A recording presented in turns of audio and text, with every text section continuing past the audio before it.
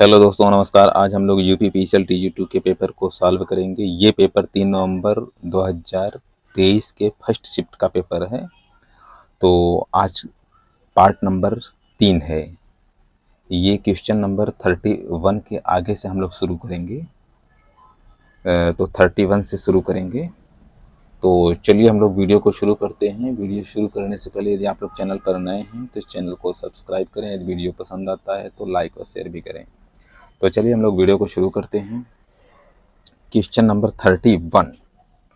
Question number 31 में देखेंगे, निम्नलिखित में से कौन सा प्रतिरोधक का एक प्रकार नहीं है। यानी कि देखिए, रेजिस्टेंस भी कई टाइप के आते हैं।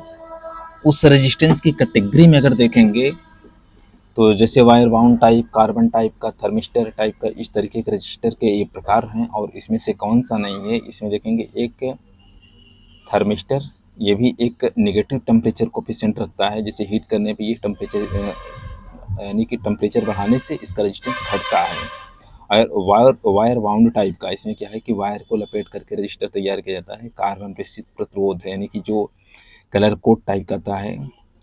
तो कलर कोड जिसे 4 बैंड, 5 बैंड, 6 बैंड वाले रजिस्टर जो आते हैं, इस टाइप के रजिस्टर को ये कार्बन मिश्रित प्रतिरोध बोलेंगे। और जो प्लास्टिक प्रतिरोध, ये प्लास्टिक एक इंसुलेटर होता है, इसका रजिस्टर नहीं बनता है और यह कैटेगरी में नहीं है। क्योंकि इस क्वेश्चन में भी जो पूछा जा रहा है, नेगेटिव का आंसर देना है। देखिए, नेगेटिव नहीं है, तो इसलिए इस क्वेश्चन में जो सही ऑप्शन है यहाँ पर ए होगा। चलिए नेक्स्ट क्वेश्चन देखते हैं। Question number 32। Question number 32। Question number 32 में देखेंगे, which of the following is not a charging method use for battery charging.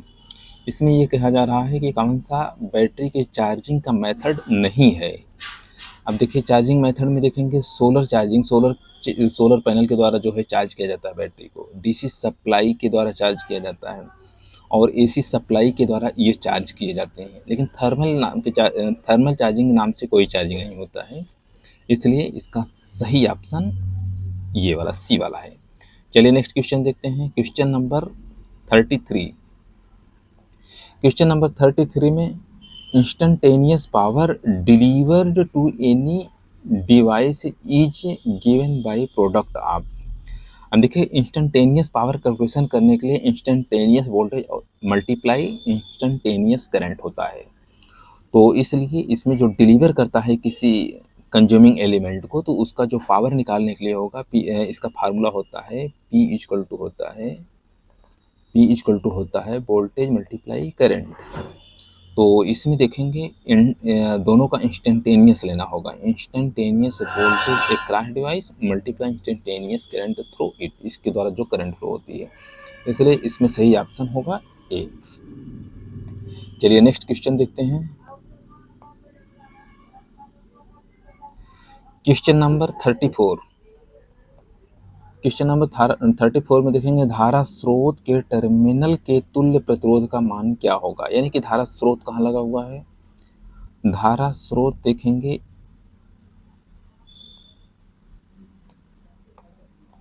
देखिए यहाँ लगा हुआ है। अब इस धारा स्रोत में देखेंगे, ये इसके अक्रॉस में लगाया गया है।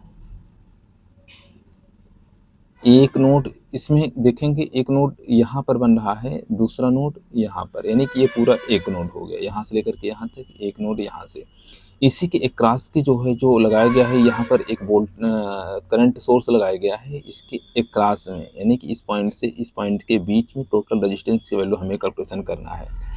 अब यहाँ पे देखेंगे ये सभी पैरेलल सर्किट बन रही है, ये पैरेलल में है, इसके पैरेलल में ये है, और ये टोटल जो है जितने एलिमेंट लगाए गए हैं यहाँ पर, ये पूरे पैरेलल में हो रहे हैं, ये वाला।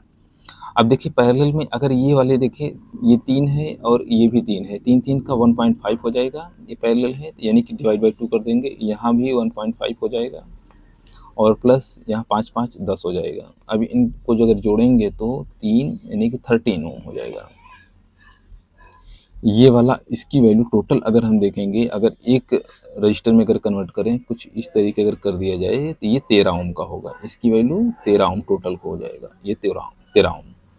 अब इसको जो हम हल हल करने के लिए इस तरीके कर सकते हैं, 1/r इक्वल टू होगा 1/, ये देखिए ये 6 ओम लिख दीजिए, प्लस 1/, ये 9 ओम लिख दीजिए, प्लस 1/13 ओम।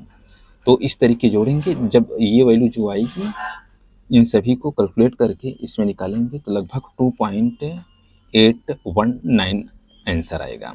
तो इसका जो सही ऑप्शन होगा ये वाला होगा। ठीक, अब जो वैल्यू आएगी इसमें आर की वैल्यू निकालना है। आर इक्वल टू जो होगा इसको पलट दिया जाता है। तो ये आप लोग पैरेलल कॉम्बिनेशन का कैलकुलेशन जान ही रहे होंगे। तो चलिए अब नेक्स्ट क्वेश्चन देखते हैं। Question number 35। क्वेश्चन नंबर 35 में देखेंगे, निम्न आकृति में प्रोटॉन 10 मिली एम्पियर की धारा निर्मित करने के लिए बाएं से दाएं गतिमान है। I1 एंड I2 का मान ज्ञात करिए। अब देखिए इसमें कोई कंडक्टर है, जैसे कोई कंडक्टर है इसमें, जैसे ये 10 मिली एम्पियर करंट फ्लो हो रही है, मिली एम्पियर।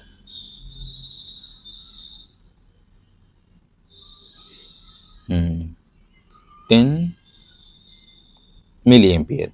अब देखिए प्रोटॉन बाएं से दाएं, यानी कि ये इस डायरेक्शन में प्रोटॉन फ्लो हो रहा है।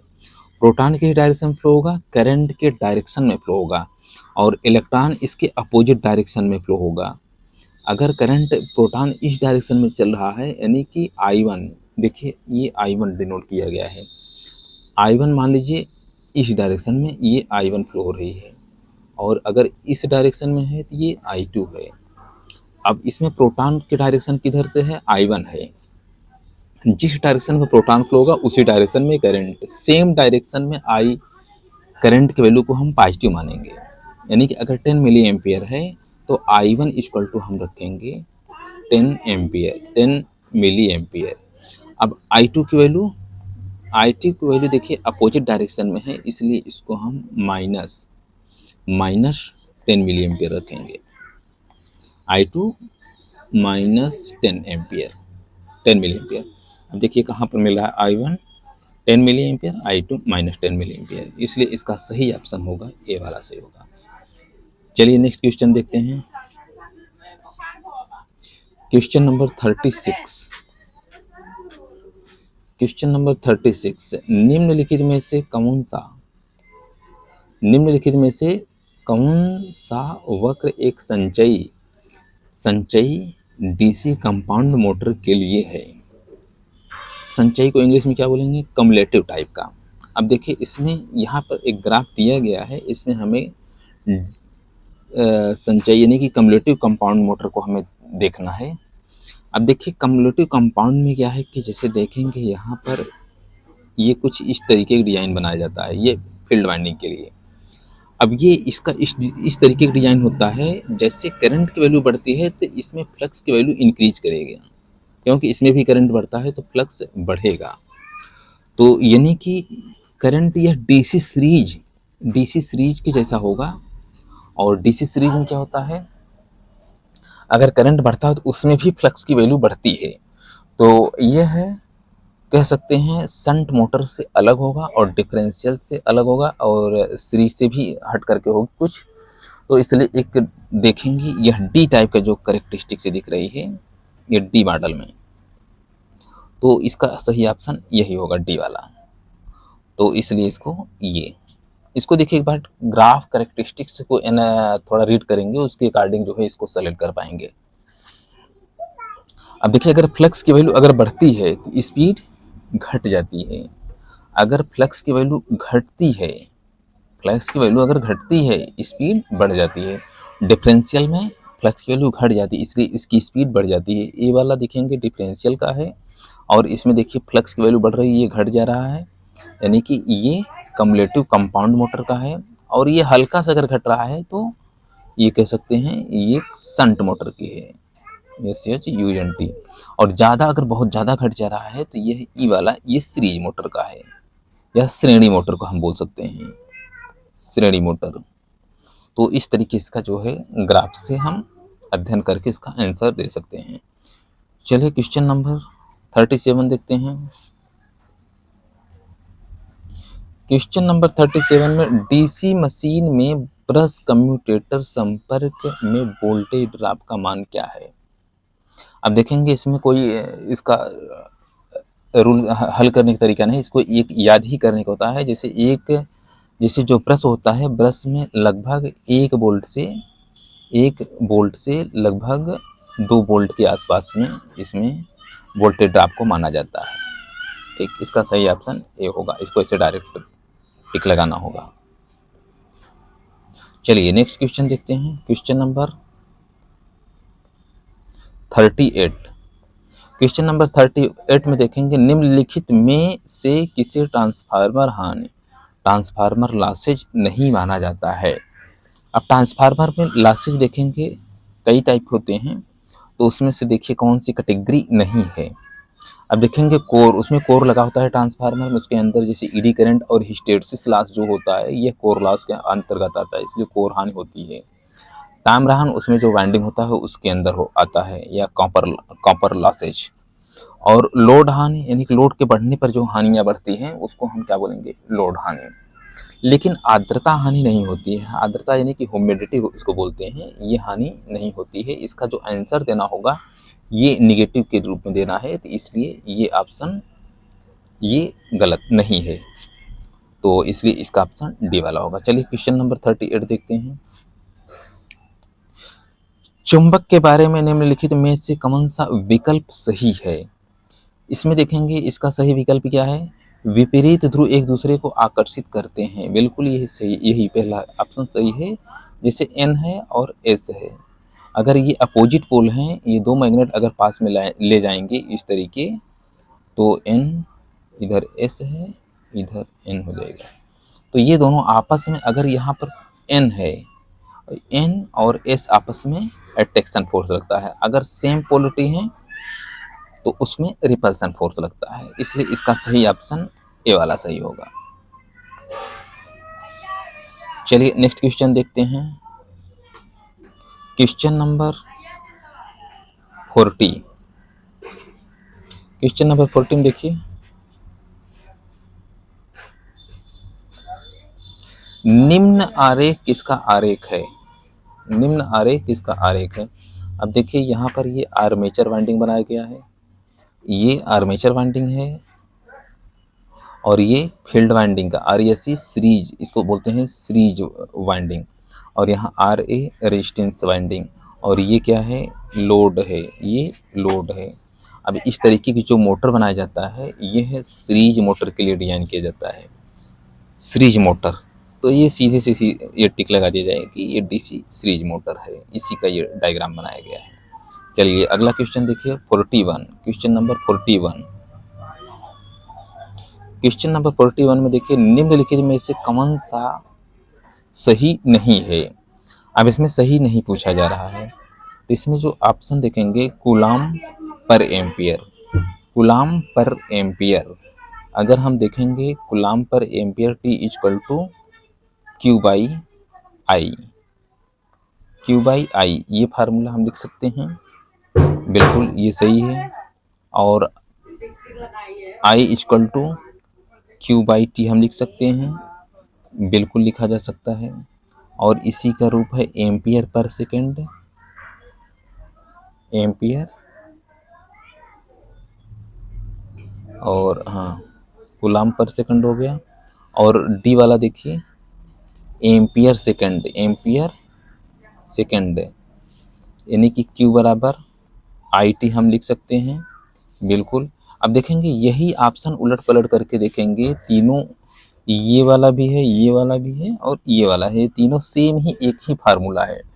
लेकिन ये कूलाम एम्पियर नाम का कोई फार्मूला नहीं होता है, इसलिए इसमें जो सही ऑप्शन है बी वाला है। यहाँ देखिए निगेटिव, इसमें भी निगेटिव क्वेश्चन पूछा गया है। चलिए और बाकी A, C एंड D ये सभी Q बराबर IT के फार्मूले से है, ये सभी Q बराबर IT, यही फार्मूले को उल्टा पलटी करके इसमें पूछा गया है। चलिए नेक्स्ट क्वेश्चन देखते हैं। Question number 42। क्वेश्चन नंबर 42 में देखिए the rotor field in a synchronous generator is excited with कौन से सोर्स से, यानी कि यहाँ पर डीसी सोर्स, इसमें संदेह नहीं है कि डीसी सोर्स। जो अल्टरनेटर होता है, सिंक्रोनस जनरेटर, जिसको अल्टरनेटर भी बोलते हैं, इसमें देखेंगे जो फील्ड वाइंडिंग होता है उसको डीसी सोर्स से एक्साइट किया जाता है, और जो आर्मेचर वाइंडिंग होती है उसमें एसी सोर्स, यानी कि वो एसी वोल्टेज क्रिएट होता है, जनरेट होता है। तो इसका जो सही ऑप्शन होगा ये सी वाला सही है। चलिए नेक्स्ट क्वेश्चन देखिए, क्वेश्चन नंबर 43। क्वेश्चन नंबर 43 में देखिए, यदि V1 बराबर 7 वोल्ट और V3 बराबर 9 वोल्ट तो V2 का मान ज्ञात करिए। अब इसमें देखिए वोल्टेज को हमें कैलकुलेशन करना है। अब ये किरचॉफ्स के सेकंड लॉ के अकॉर्डिंग वोल्टेज की वैल्यू कैलकुलेशन करने के लिए किसी लूप में जो करंट फ्लो या वोल्टेज होते हैं, सभी वोल्टेज को अगर हम सम कर देंगे तो उसके इक्वल अलजेब्रिक सम 0 होता है। तो देखिए हम किसी एक डायरेक्शन में हम अगर सेलेक्ट करेंगे, अब देखेंगे निगेटिव से पॉजिटिव की तरफ निकल रहे हैं, V1 में निगेटिव से पॉजिटिव की तरफ बढ़ रहे हैं, V1 plus V2 plus V3 equal to 0। अब इसमें हम डायरेक्शन को हम ध्यान में रखते हुए अगर जोड़ेंगे तो इसकी वैल्यू हमें मिल जाएगी। V1 कितना है 7 वोल्ट, इसमें 7 वोल्ट प्लस 7 वोल्ट होगा, और ये 7 वोल्ट हो गया। अब देखिए V2 की वैल्यू हमें पता लगाना है, V2 की वैल्यू हमें मालूम नहीं है, लेकिन इसमें डायरेक्शन हमें दिया हुआ है, ये मिट गया, रुक जाइए, V1 plus V2 plus V3। अब डायरेक्शन के हिसाब से देखना है, V1 देखिए प्लस से बाहर निकल रहा है, इसको हम प्लस 7 वोल्ट रखेंगे।